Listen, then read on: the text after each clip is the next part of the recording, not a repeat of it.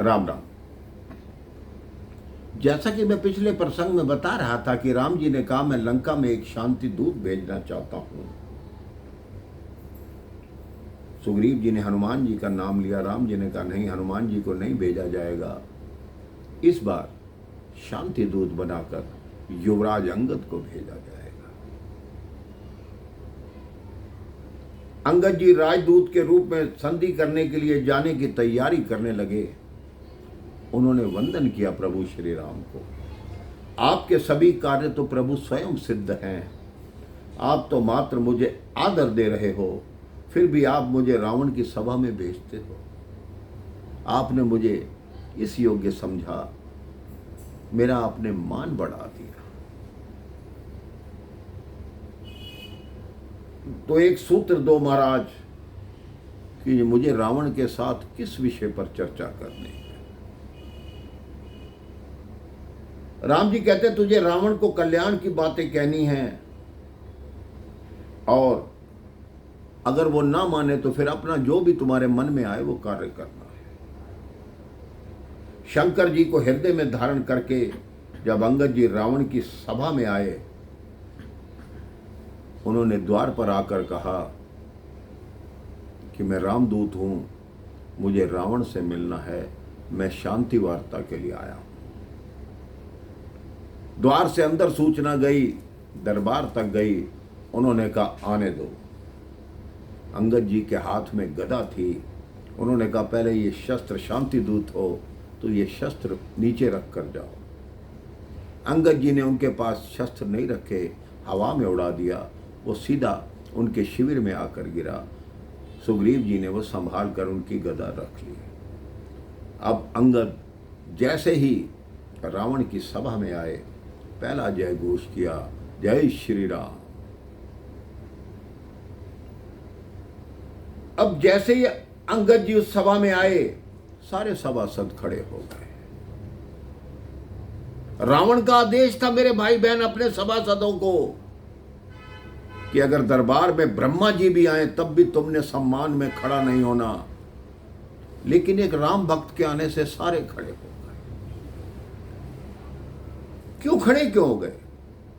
रावण ने कहा क्यों खड़े हो गए? तब उन्हें समझ आया कि हम खड़े हुए। इतना सहज सम्मान, जो सम्मान अपने आप मिले वही पवित्र होता है। ये नहीं कि आप किसी को पैसे दो कि मैं आऊं तो खड़े हो जाना, मेरा सम्मान करना, वो सम्मान नहीं होता। जहां आपके जाने के बाद लोग स्वयं उठकर आपका स्वागत करें, वो आपका सम्मान है।